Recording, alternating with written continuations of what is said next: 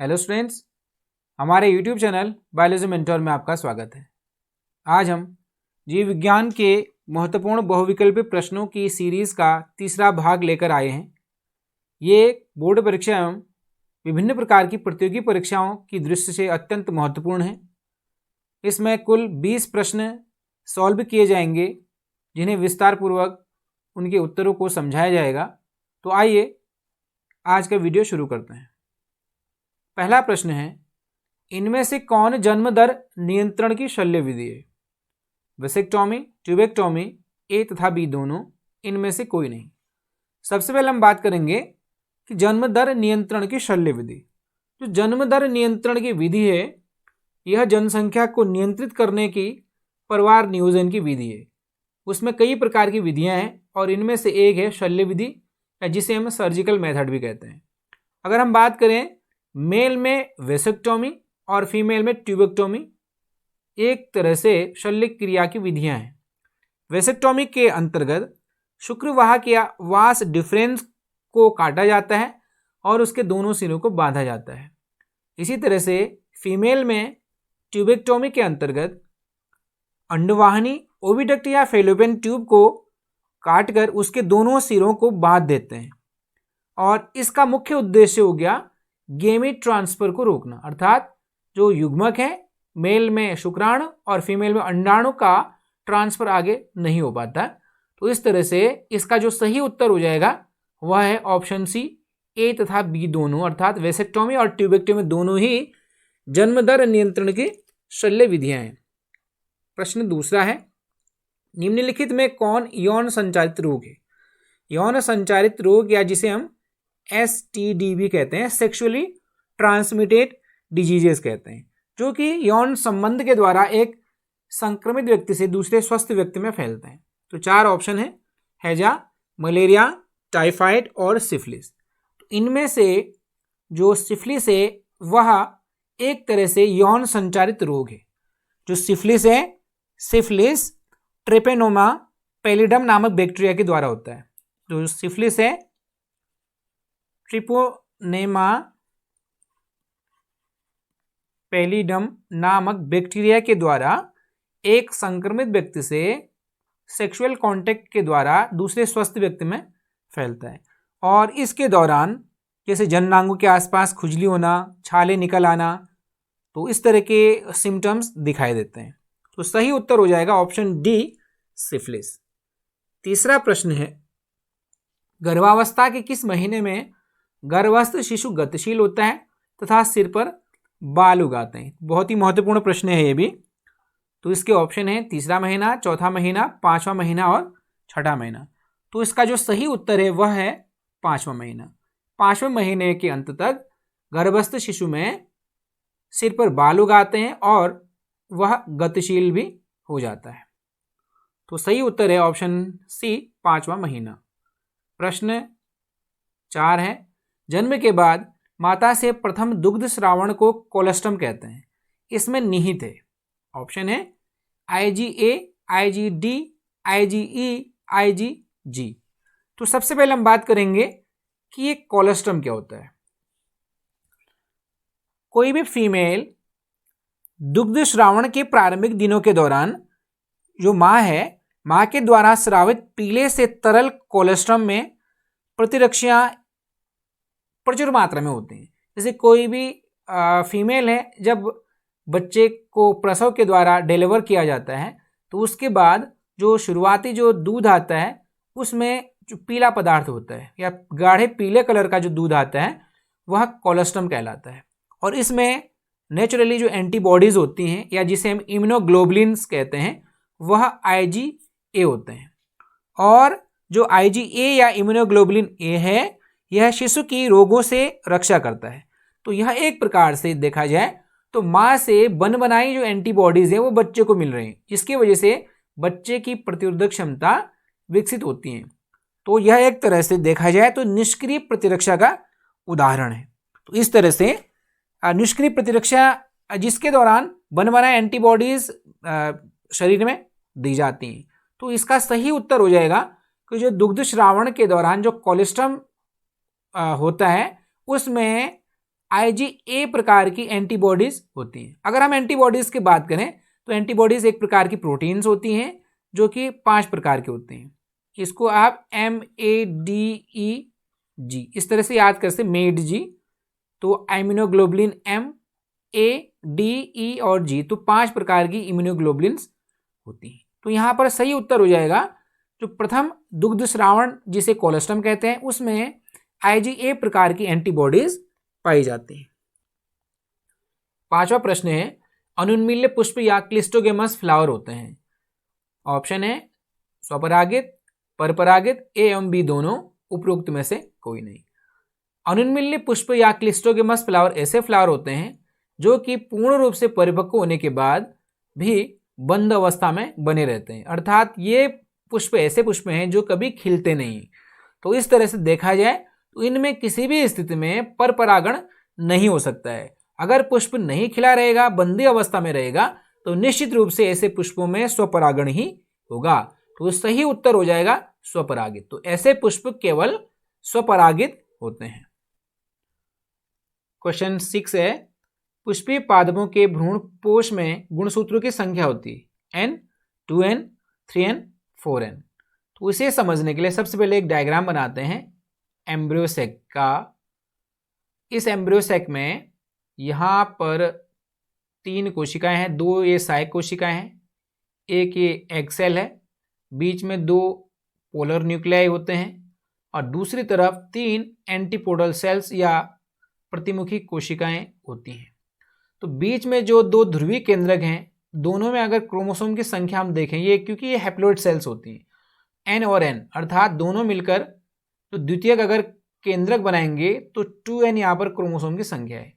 जब दोहरा निषेचन होता है तो इस तरह से यहाँ पर जो ये पराग नली है इसमें नर युग्मक आते हैं। पहला नर युग्मक आएगा, एग के साथ फ्यूज करेगा और इससे जाइगोट बन जाएगा।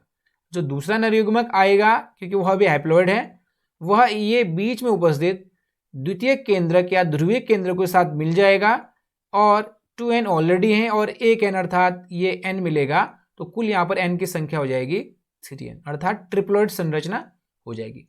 तो इस तरह से जो ये संरचना बीच में है, 3 केंद्रक यहाँ पे जुड़ जाएंगे और इससे भ्रूणपोष का निर्माण होता है। तो इस तरह से पुष्पीय पौधों के भ्रूणपोष में गुणसूत्र की संख्या हो जाएगी 3N। तो सही उत्तर हो जाएगा ऑप्शन सी 3N। प्रश्न 7 है, पक्षी द्वारा परागण को कहते हैं एंटोमोफिली, मेलेकोफिली, चिरोप्टेरोफिली, ऑर्निथोफिली। तो एंटोमोफिली कीट परागण, मेलेकोफिली घोंघे द्वारा परागण, चिरोप्टेरोफिली चमगादड़ के द्वारा परागण को कहते हैं। इसी तरह से जो ऑर्निथोफिली है, ऑर्निथोफिली पक्षी द्वारा परागण को कहते हैं। तो सही उत्तर हो जाएगा ऑप्शन डी ऑर्निथोफिली।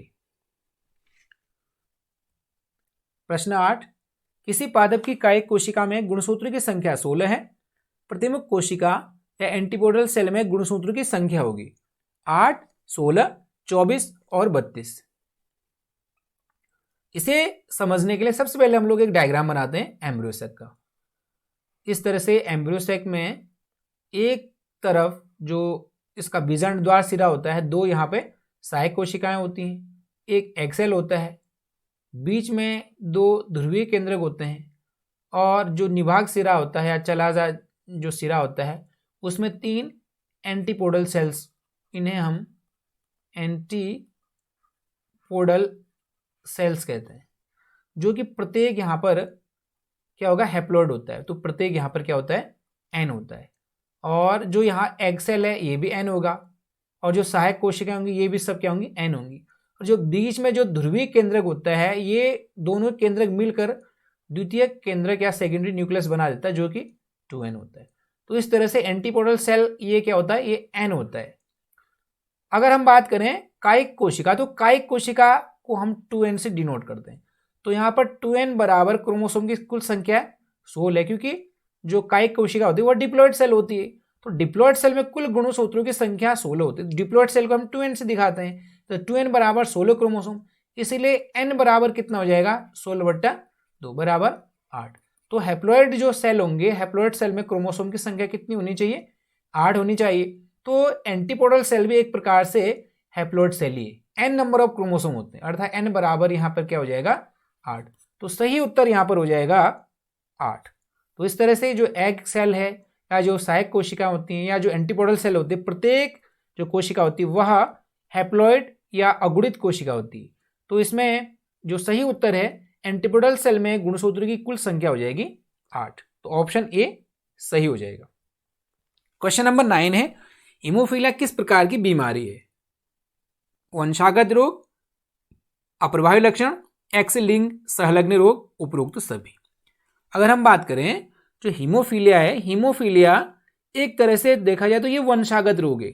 एक पीढ़ी से दूसरी पीढ़ी में हीमोफीलिया रोग पहुंचता है और यह एक्स लिंग संलग्न रोग है। एक्स सेक्स क्रोमोसोम में जो जीन डिफेक्टिव हो जाता है तो उसके द्वारा यह रोग अगली पीढ़ी में पहुंचता है। तो ये एक प्रकार से देखा जाए तो यह वंशागत रोग है जो एक पीढ़ी से दूसरी पीढ़ी में ट्रांसफर होता है। यह एक प्रकार से एक्स लिंग संलग्न रोग है। जैसे किसी भी फीमेल में 2 एक्स सेक्स क्रोमोसोम होते हैं, मेल में 1 एक्स और 1 वाई सेक्स क्रोमोसोम होते हैं। अगर फीमेल में 1 एक्स डिफेक्टिव होता है, अगर 1 एक्स में जीन डिफेक्टिव है, हीमोफीलिया का जीन है, दूसरा एक्स सही है, तो यह रोग उस फीमेल में प्रकट नहीं करेगा। तो इस तरह से देखा जाए तो यह रोग एक प्रकार से अप्रभावी रोग कहलाता है। तो इस तरह से देखा जाए इसके सही सभी ऑप्शन सही है। यह एक प्रकार से वंशागत रोग है, यह अप्रभावी लक्षण वाला रोग है, यह एक्स लिंग संलग्न रोग है। एक्स सेक्स क्रोमोसोम के द्वारा एक पीढ़ी से दूसरी पीढ़ी में ट्रांसफर होता है। तो इसका सही जो उत्तर हो जाएगा वह हो जाएगा ऑप्शन डी, उपरोक्त सभी। प्रश्न 10 है, द्विसंकर संकरण या डायहाइब्रिड क्रॉस में फिनोटाइपिक अनुपात होता है। द्विसंकर संकरण क्या है? जब दो तुलनात्मक लक्षणों को ध्यान में रखकर शुद्ध जनकों में संकरण कराया जाता है तो इसे द्विसंकर संकरण कहते हैं। मेंडल का जो स्वतंत्र अव्यूहन का नियम था वह द्विसंकर संकरण पर आधारित था। इस नियम के अनुसार उन्होंने जो एक्सपेरिमेंट किया था, गोल और पीले बीज वाले मटर के पौधे, गोल और पीले बीज वाले मटर के पौधे का क्रॉस कराया गया था हरे और झुर्रीदार बीज वाले मटर के पौधे के साथ। और उन्होंने देखा कि जो द्वितीय पीढ़ी है, जो दूसरी पीढ़ी है, उसमें गोल व पीले बीज 9, गोल और हरे बीज 3 और झुर्रीदार और पीले बीज 3 और झुर्रीदार और हरे बीज वाले पौधे 1 इस अनुपात में प्राप्त होते हैं। 9:3:3:1। तो जो सही उत्तर है वह है ऑप्शन डी, 9:3:3:1। प्रश्न 11, पीत पिंड या कॉर्पस ल्यूटियम द्वारा स्रावित हार्मोन है। एस्ट्रोजन, टेस्टोस्टेरोन, प्रोजेस्टेरोन और रिलैक्सिन। तो इसका सही उत्तर है ऑप्शन सी, प्रोजेस्टेरोन। अगर हम बात करें पीत पिंड या कॉर्पस ल्यूटियम तो ये क्या है? अंडोत्सर्ग के बाद जो ग्रेफियन फॉलिकल है, ग्रेफियन फॉलिकल के अंदर सेकेंडरी oocyte है जो कि एग के फॉर्म में।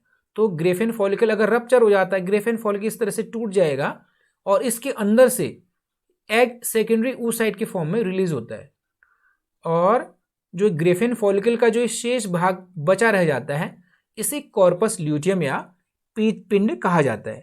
इसका मुख्य कार्य है प्रोजेस्टेरोन हार्मोन का स्राव करना। और जो प्रोजेस्टेरोन हार्मोन है, यह हार्मोन क्या करेगा? यह गर्भाशय की आंतरिक जो दीवार होती है एंडोमेट्रियम, उसका मोटा ग्रंथली स्तर बनाए रखने में मदद करता है और इसीलिए इसे हम प्रेगनेंसी हार्मोन भी कहते हैं। तो इसे प्रेगनेंसी हार्मोन भी कहा जाता है। अगर कभी कभी यह स्थिति भी हो जाती है कि अगर गर्भधारण की अनुपस्थिति में कॉर्पस ल्यूटियम डिजेनरेट हो जाएगा। जैसे अगर यहाँ पर ये एग रिलीज हो गया तो अगर शुक्राणु नहीं मिलेगा तो एग का फर्टिलाइजेशन नहीं होगा। अगर एग का फर्टिलाइजेशन नहीं होगा तो गर्भाशय की आंतरिक दीवार एंडोमेट्रियम का कोई कार्य शेष नहीं रह जाता है। तो ऐसी स्थिति में ये कॉर्पस ल्यूटियम नष्ट हो जाता है। कॉर्पस ल्यूटियम के नष्ट होने के बाद प्रोजेस्टेरोन का यहाँ पर जो श्रावण है या उसका फॉर्मेशन यहाँ पे रुक जाएगा, जिसकी वजह से एंडोमेट्रियम की जो अंदर की जो वॉल है वह रप्चर हो जाएगी, टूट जाएगी, और जिसकी वजह से मेन्स्ट्रुएशन या मासिक स्राव हो जाता है। तो इस तरह से जो कॉर्पस ल्यूटेम है इसका मुख्य कार्य होता है प्रोजेस्टेरोन हार्मोन का निर्माण करना। तो सही उत्तर हो जाएगा ऑप्शन सी, प्रोजेस्टेरोन।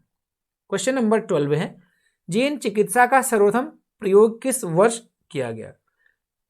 इसका जो सही उत्तर है वह है ऑप्शन सी, 1990 में। जीन चिकित्सा क्या है? जीन चिकित्सा या इसको हम जीन थेरेपी भी कहते हैं। जीन चिकित्सा में मनुष्य के दोषपूर्ण जीन को स्वस्थ व क्रियाशील जीन से बदला जाता है।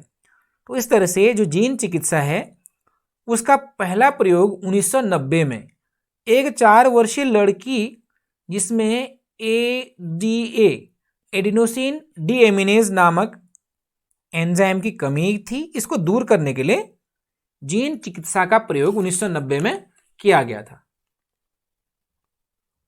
प्रश्न 13 है, सर्वप्रथम ई कोलाई जीवाणु में लेक प्रचालक या लेक ओपेरोन की जानकारी दी। तो इसका सही उत्तर है option A, Jacob and Monod ने। लेक ओपेरोन क्या है? प्रोकैरियोट्स में जैसे कि जीवाणु में डीएनए का एक खंड जिसमें रेगुलेटरी जीन, ऑपरेटर, प्रमोटर और स्ट्रक्चरल जीन, ये सभी एक इकाई के रूप में कार्य करते हैं, उसे ओपेरॉन कहा जाता है। और यहां पर लेक का अर्थ है लैक्टोज। तो लैक्टोज के उपापचय से संबंधित एक सिद्धांत दिया गया था जिसे लैकोपेरॉन कहा जाता है। इसमें रेगुलेटरी जीन, ऑपरेटर, प्रमोटर और स्ट्रक्चरल जीन ये सब एक इकाई के रूप में कार्य करते हैं। तो लैकोपेरॉन की जानकारी सबसे पहले जैकब और मोनोड ने दी थी। तो सही उत्तर है option A, Jacob and Monod ने। प्रश्न 14 है, सगर्भता के दूसरे माह के अंत तक भ्रूण में विकसित होता है। इसका सही उत्तर है ऑप्शन बी, पाद एवं अंगुलियां। तो जो लिम्स और फिंगर्स हैं उनका विकास दूसरे माह के अंत तक भ्रूण में हो जाता है। प्रश्न 15वां है, F1 पीढ़ी के संकर पौधे को जब समयुग्मजी अप्रभावी जनक से क्रॉस कराया जाता है तो इसे कहा जाता है। तो इसका सही उत्तर हो जाएगा ऑप्शन बी, टेस्ट क्रॉस। तो टेस्ट क्रॉस क्या होता है? टेस्ट क्रॉस यह जानने के लिए किया जाता है कि दिया गया जीव समयुग्मजी है या विषमयुग्मजी। अगर हम बात करें, कोई पौधा है लंबा पौधा, कोई पौधा है लंबा पौधा, तो इसका फिनोटाइप है लंबा पौधा, ये लंबापन है इसका फिनोटाइप। तो ये जो लंबापन है ये तो फिनोटाइप हो गया, लेकिन इसका अगर हमने जीनोटाइप पता करना, हमें जीनोटाइप अभी मालूम नहीं है ये शुद्ध लंबा है या संकर लंबा है, अर्थात कैपिटल टी इसका जीनोटाइप है या कैपिटल टी स्मॉल टी, यह पता करने के लिए, अर्थात इसके जीनोटाइप पता करने के लिए कि कौन सा जीनोटाइप वाला ये पौधा है, इसका क्रॉस कराएंगे हम समयुग्मजी अप्रभावी अर्थात स्मॉल टी से। तो इस प्रकार का जो क्रॉस है वह क्या कहलाएगा? टेस्ट क्रॉस कहलाएगा। क्वेश्चन नंबर 16 है, निम्न में से कौन प्रोटोजोआ जनित रोग है? हैजा, क्षय रोग, मलेरिया, एड्स। तो इसमें ऑप्शन सी मलेरिया सही उत्तर हो जाएगा। मलेरिया एक प्रोटोजोआ जनित रोग है। यह जो मलेरिया है वह होता है प्लाज्मोडियम के द्वारा। प्लाज्मोडियम एक प्रकार का प्रोटोजोन है, इसके द्वारा मलेरिया रोग होता है।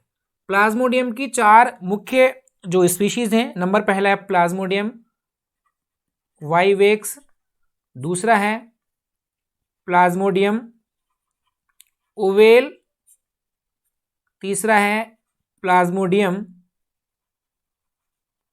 मलेरियाई और चौथा है प्लाज्मोडियम फेल्सीपेरम। इनमें से सबसे जो डेंजरस जो स्पीशीज है वह है प्लाज्मोडियम फेल्सीपेरम। जो सबसे डेंजरस स्पीशीज है वह है प्लाज्मोडियम फेल्सीपेरम। यह मैलिग्नेंट मलेरिया के लिए रेस्पॉन्सिबल होता है।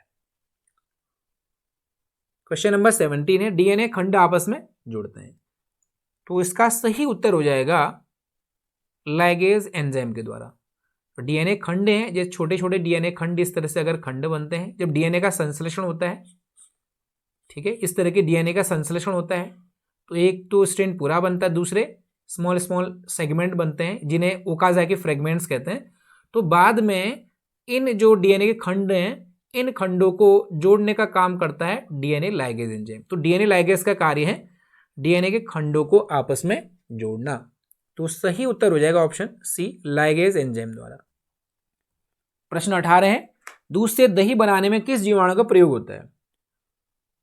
तो इसका सही उत्तर हो जाएगा ऑप्शन बी, लैक्टोबैसिलस। लैक्टोबैसिलस जो लैक्टिक एसिड बैक्टीरिया हैं उनका एक ग्रुप है। लैक्टोबैसिलस दूध को दही में बदल देता है और यह साथ ही साथ दही में विटामिन B12 की मात्रा भी बढ़ा देता है, जिससे कि दही अधिक स्वादिष्ट लगने लगती है। तो सही जो उत्तर है वह है ऑप्शन बी, लैक्टोबैसिलस। प्रश्न 19 है, बैसिलस थुरिनजेंसिस द्वारा स्रावित प्रोटीन क्या है? इसका सही उत्तर है option C, cry protein. Bacillus thuringiensis नामक जो जीवाणु है उसमें एक क्राइजीन होता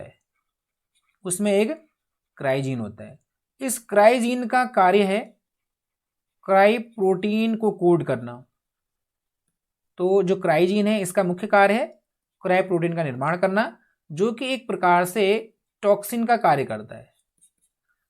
तो जो ये बैसिलस थुरिनजेंसिस नामक जो जीवाणु है, इसके द्वारा जो क्राइजीन है वह एक प्रोटीन बनाएगा जिसे क्राई प्रोटीन कहते हैं। तो यह दो तरह से उपयोग में लाया जाता है। एक तो जो बीटी विष या जो क्राई प्रोटीन एक प्रकार का विष का कार्य करेगा, यह उत्पादित करे, इसके लिए इसका छिड़काव फसलों में किया जाता है। दूसरा जो बीटी या जो बैसिलस थुरिनजेंसिस नामक जो जीवाणु है, इसमें से रिकॉम्बिनेंट डीएनए तकनीक के द्वारा क्राइजीन को निकाला जाता है और इस क्राइजीन को फसली पौधों में डाला जाता है, जैसे कि बैगन है, कपास है, इनमें इस क्राइजीन को डाला जाता है और वहाँ यह क्राइजीन क्या करेगा, क्राई प्रोटीन का निर्माण करेगा, जो कि एक प्रकार से टॉक्सिन का कार्य करता है, कीट के लार्वा को नष्ट करने का कार्य करता है। इस तरह से एक तरह से बायो इंसेक्टिसाइड के रूप में इसका इस्तेमाल फसलों में किया जाता है। क्वेश्चन नंबर 20 है, एक्रोसोम निम्नलिखित में से किसका भाग है? तो इसका सही उत्तर हो जाएगा मानव शुक्राणु का शीर्ष भाग। अगर मानव शुक्राणु की संरचना की हम बात करें, इसकी संरचना कुछ इस तरह से बनेगी, इस तरह से इसकी संरचना बनेगी।